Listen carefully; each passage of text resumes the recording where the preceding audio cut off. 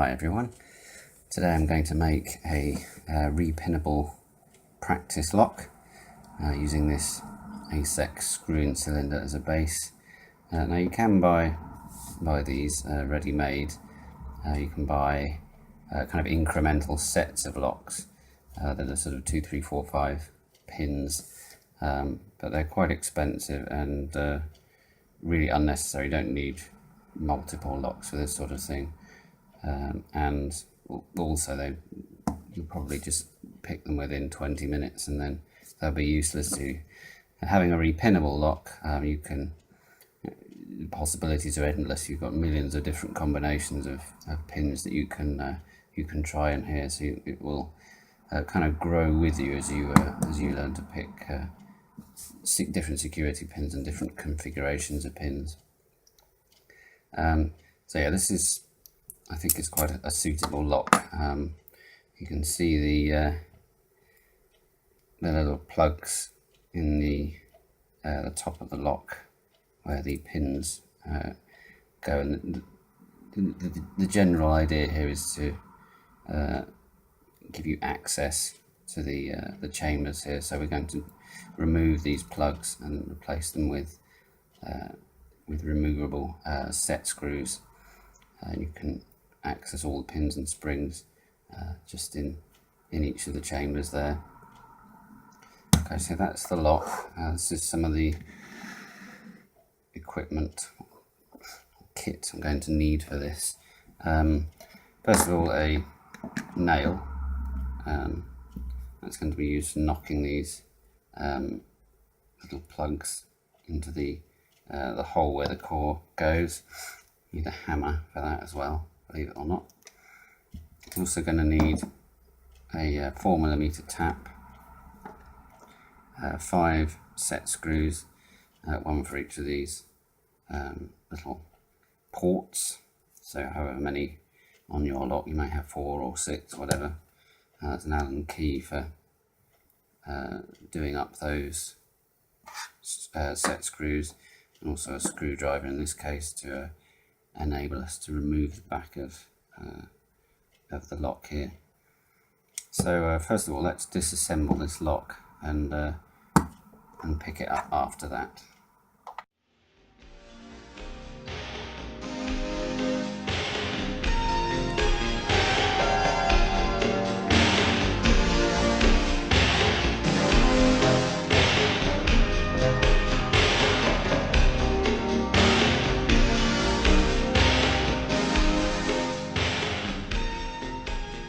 Alright, so we've got the core out. You can put that to one side for the time being. And what we want is just the empty shell here.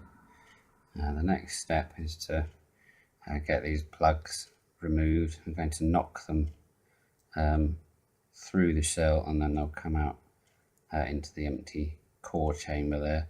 There are different ways of removing these, but I found this is the neatest way, just to knock them through. You can center punch them and then drill through, and then kind of screw in like a little wood screw and then lever them out, but it has a tendency to chew up the edges here. So if we're going for neatness as well, so I'm going to go away and do that on a hard surface. This bench isn't up to it, so I'll come back when that's done.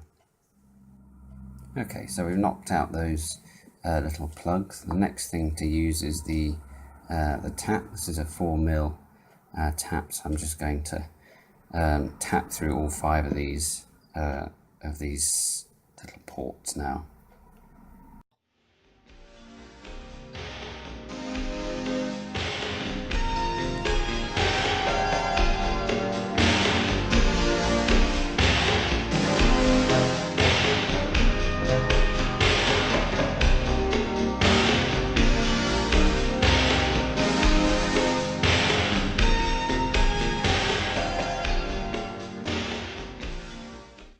Okay, so that's they're all threaded now. I hope you can see that. There's little threads in the chambers there.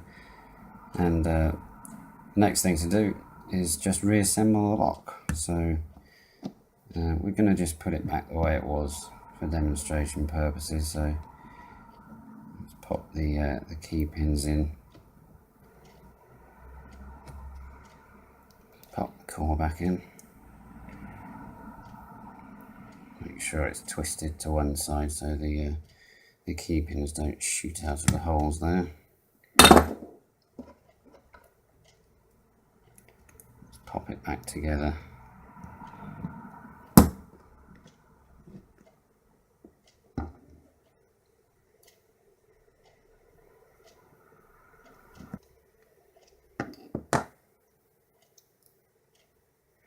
So now we have access to all of the pins and springs.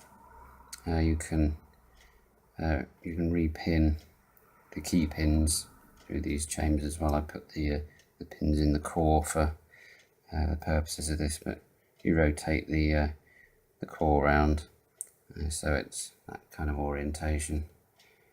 The pins will be lined up and you'll be able to access those. So let's just put the driver pins in next.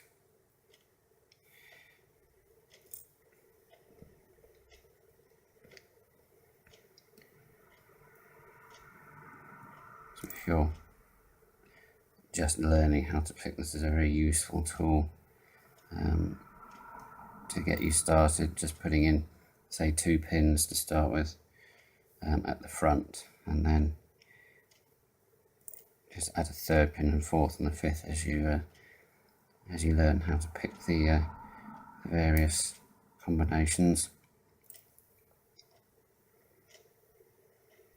And once you're able to pick the full lot, you can start experimenting with spools and other security pins.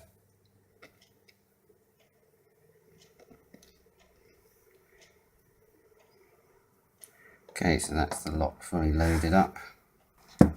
Last thing to do is get these set screws from earlier. And you can just do up and just screw them into the shell here.